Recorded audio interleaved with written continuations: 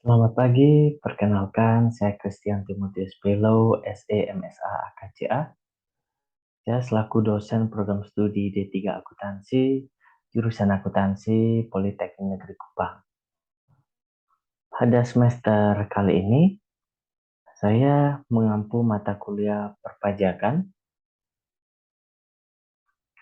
dengan kode mata kuliah AKT 2402 dengan bobot 3 SKS yang dilakukan pada semester kedua. Untuk rencana pembelajaran semester atau RPS perpajakan ini,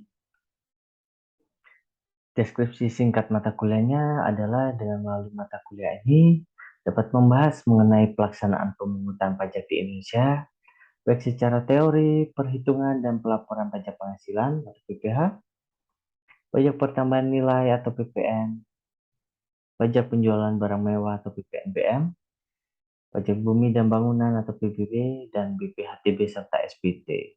Untuk CPL yang dibebankan mengikuti dengan apa yang dilakukan di Prodi.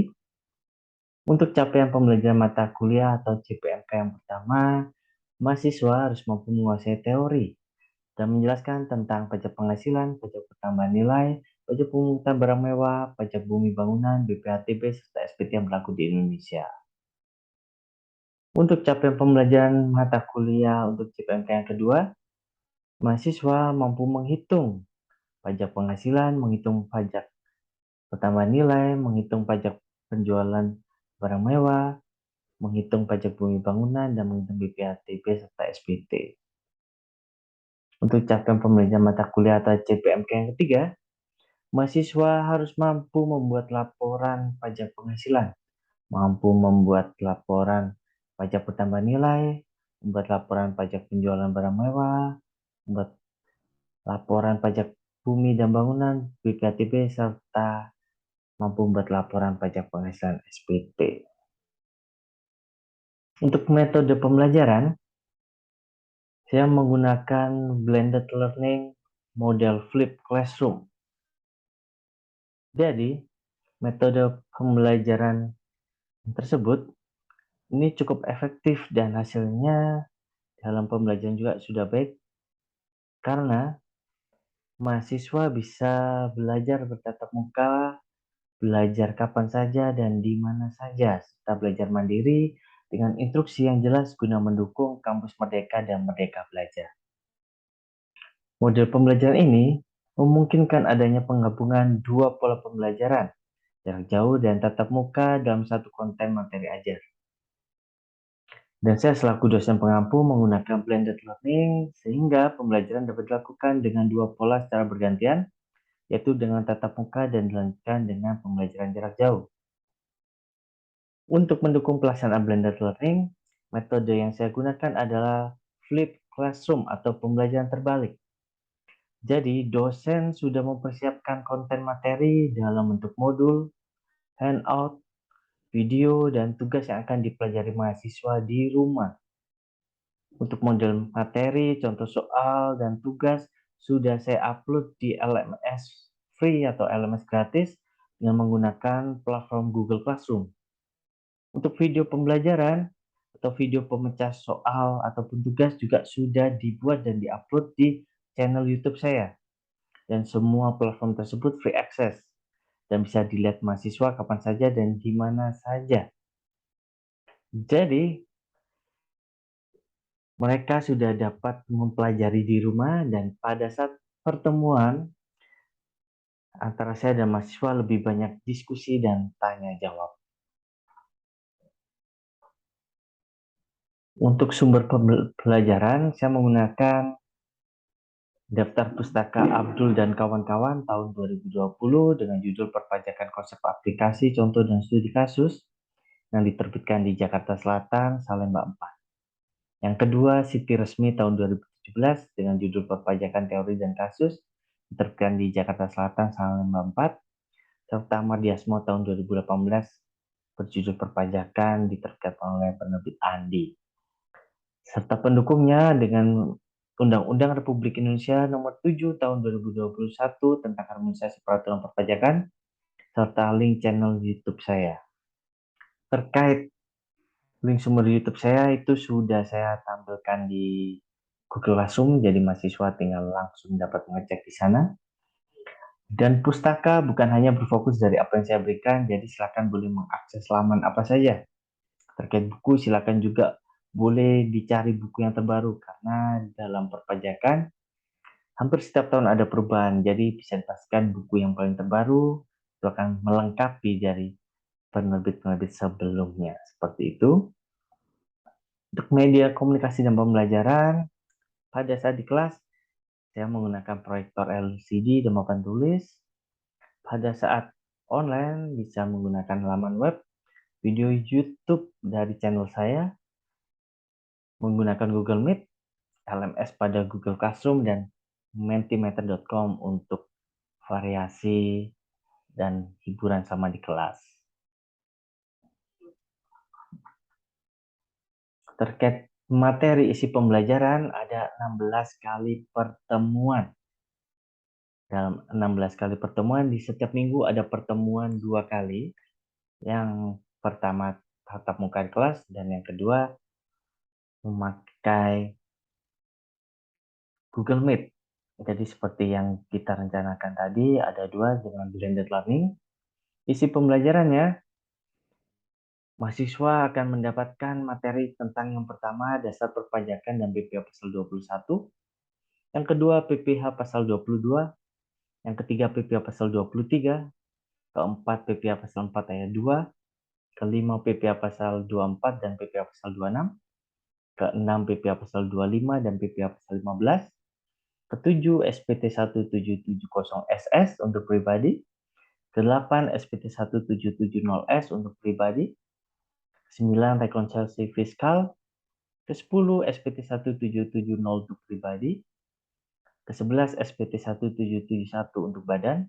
Ke-12, PPN, PBB, dan BPHTB. Untuk semuanya, itu dimulai dari teori, proses perhitungan, sampai proses pelaporan SPT masa ataupun SPT tahunan.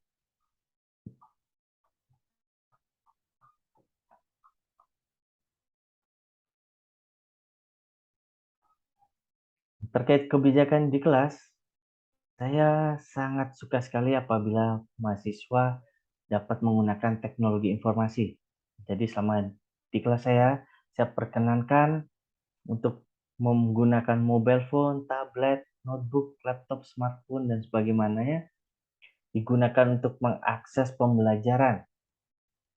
Dan saya percayakan ke mahasiswa, dan mahasiswa juga harus benar-benar bertanggung jawab atas penggunaan teknologi informasi tersebut memang benar digunakan untuk pembelajaran. Terkait komponen penilaian, untuk proses kehadiran ada persentase 10%, keaktifan 20%. Terkait keaktifan, bisa didapat pada saat pembelajaran di kelas, bisa melalui tanya jawab, diskusi, dan sebagainya. Begitu pula pada saat pembelajaran online, juga tanya jawab, diskusi, dan sebagainya. Untuk kuis dan tugas, ada persentase 10%, dan UTS 25%, serta UAS 35%. Itulah secara garis besar rencana pembelajaran semester. Dan untuk teknis di kelas, sebentar akan terlampir.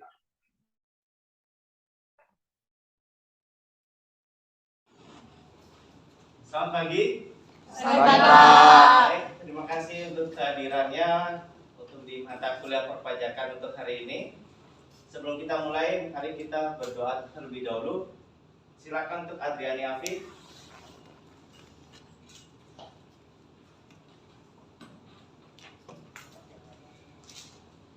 Selamat pagi, Pak.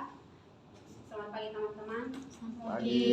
Sebelum kita mulai kegiatan kita di hari ini, mari kita satu hati dalam doa, kita berdoa.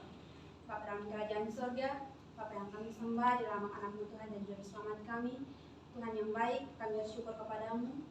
Semua yang Tuhan buat dalam kehidupan kami adalah baik. Kami bersyukur, berterima kasih kepadamu atas berkat penyertaan-Mu dari rumah kami masing-masing hingga tiba di kampus dengan keadaan sehat dan selamat. Kami akan mulai kegiatan belajar mengajar kami di hari ini. Mari Engkau berkati dari awal, pertengahan, hingga boleh berakhir dengan baik. Inilah doa dan harapan kami. Mari mengampuni setiap salah dan dosa kami, dosa dalam pikiran, perkataan, maupun perbuatan yang tidak berkenan dengan kehendak-Mu. Ampuni kami ya Tuhan. Terima kasih Tuhan Yesus, kami berdoa. Amin. Terima kasih. Baik ya, untuk hari ini kita akan belajar terkait pengantar pajak, PPh, subjek pajak, dan objek pajak. Seperti yang sudah saya berikan materi di LMS di Google Classroom, pastikan kalian sudah membacanya dan sudah belajar di rumah kan? Iya. Jadi untuk hari ini kita akan lebih banyak diskusi ya. Dan harapannya untuk tujuan pembelajaran ini kalian sudah tahu seperti apa perpajakan di Indonesia, apa saja PPh yang ada di sana dan subjek pajak serta objek pajaknya. Oke. Di sini ada informasi terkait anggaran pendapatan belanja negara APBN tahun 2022. Di mana belanja negara ada sekitar 3.090 triliun. Sedangkan pendapatannya hanya 2.626 triliun. Jadi ada defisit 15%. Menurut kalian apabila pemerintahan ada defisit 15% itu baik atau buruk? Baik atau buruk? Silakan, baik atau buruk? Kalau dilihat dari angkanya, hal-hal yang defisit pasti bisa dibilang kurang baik. Tapi hampir di setiap negara sudah dipastikan terkait pendapatan sama belanjanya pasti defisit. Untuk defisit sebesar 15% itu masih bisa dikatakan baik. Mengapa seperti itu? Karena di negara-negara maju sekalipun, contohnya di Jepang tahun 2022 dia ada defisit lebih dari 20%.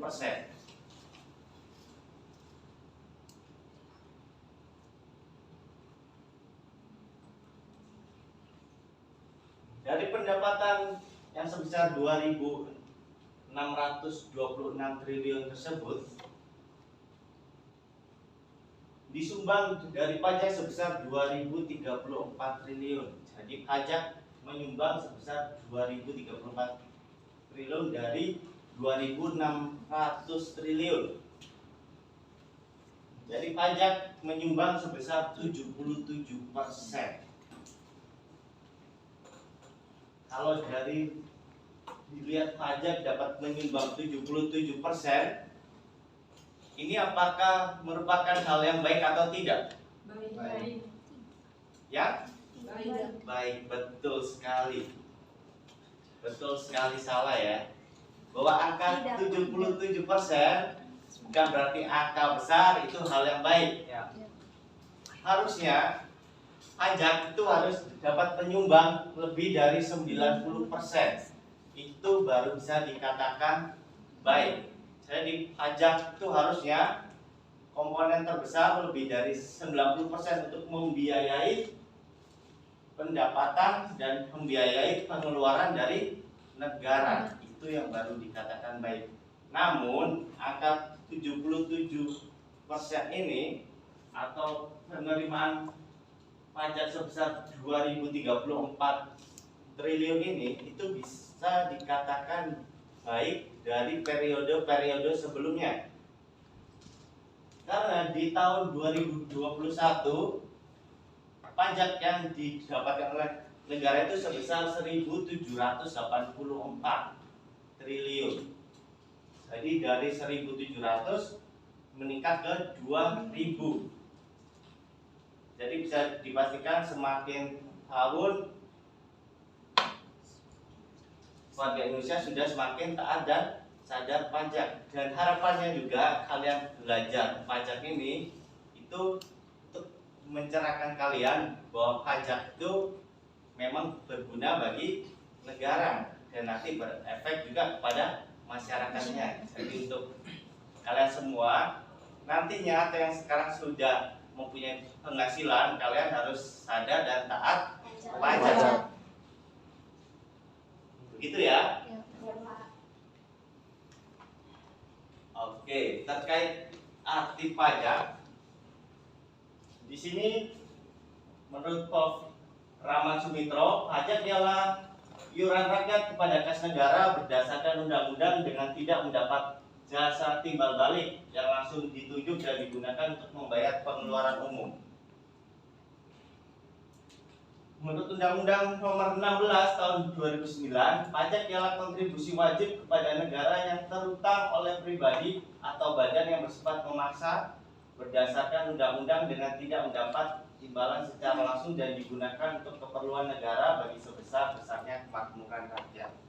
Kalau dilihat dari kedua arti di depan ini,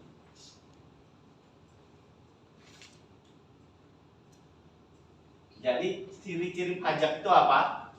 Bersifat memaksa. Oke, bersifat memaksa. Ada lagi? Kontribusi yang wajib. Oke, bersifat memaksa, wajib. Lalu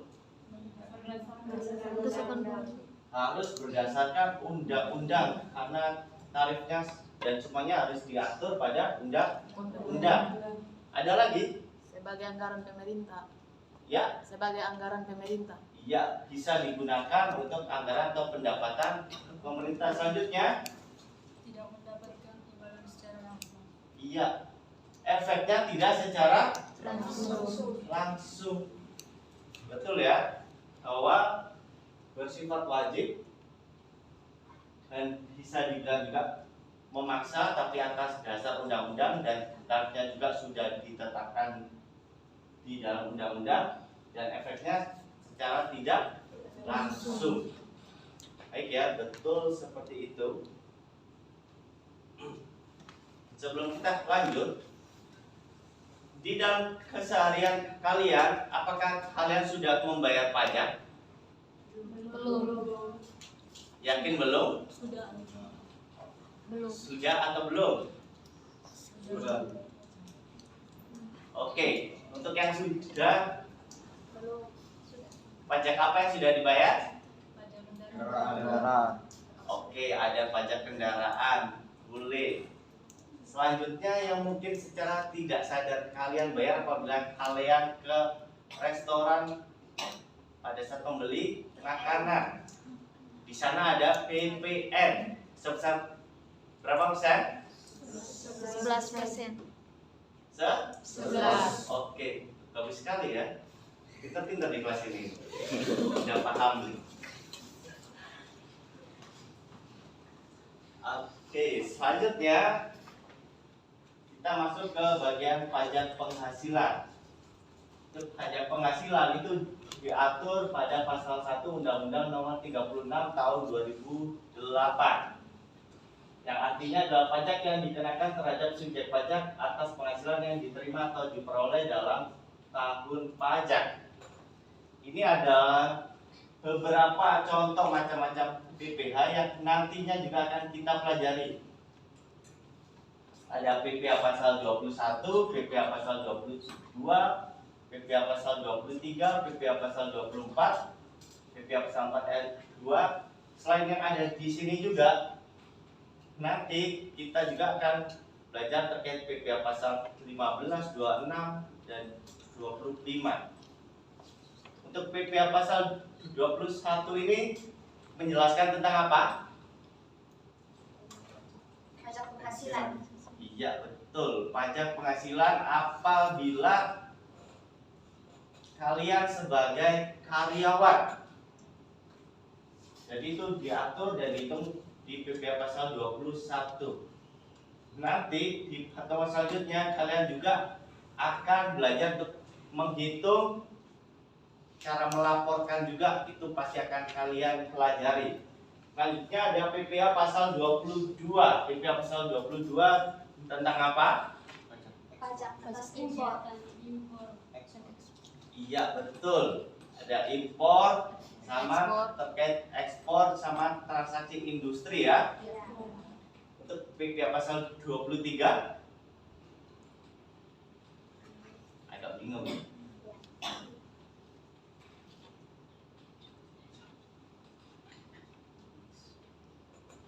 PPh pasal 23 itu terkait pajak penghasilan yang tidak diatur di PPA pasal 21 atau yang tidak dikenakan di PPA pasal 21. Ya, ada PPA pasal 24 dan PPA pasal 4 ayat 2 yang nantinya juga akan kalian pelajari.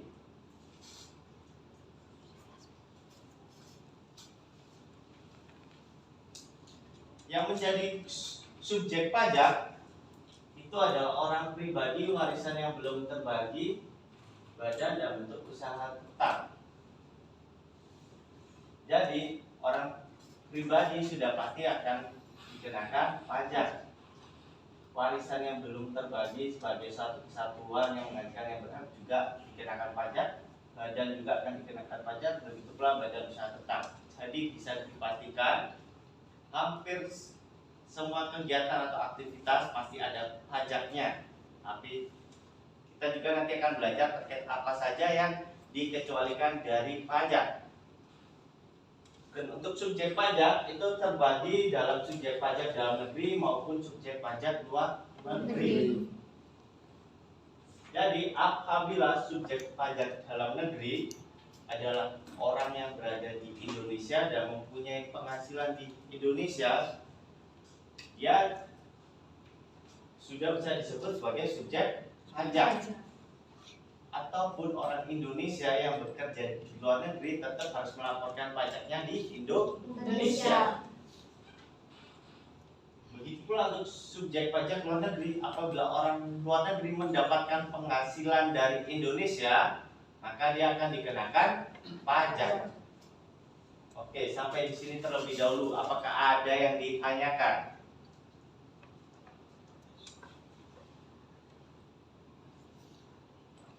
Atau sudah paham semuanya? Sudah paham atau ada yang ditanyakan? Ayo, harap dijawab. Kalau paham bilang paham, kalau tidak bilang tidak. Paham? Oke ya. Dan ini adalah perbedaan yang seperti yang saya informasikan tadi.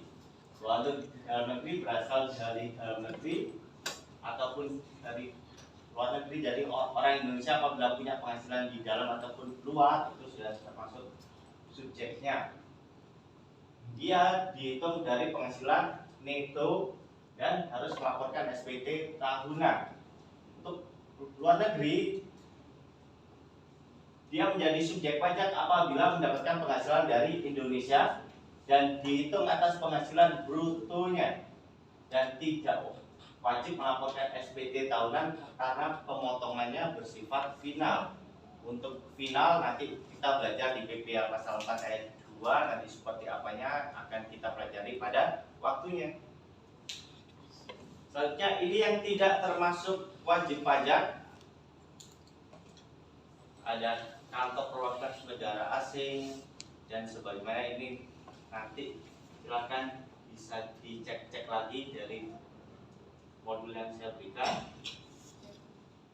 Selanjutnya objek pajak penghasilan. Objek pajak penghasilan sudah dipastikan full semua penghasilannya bakal dikenakan pajak. Untuk secara detailnya nanti silakan bisa dilihat.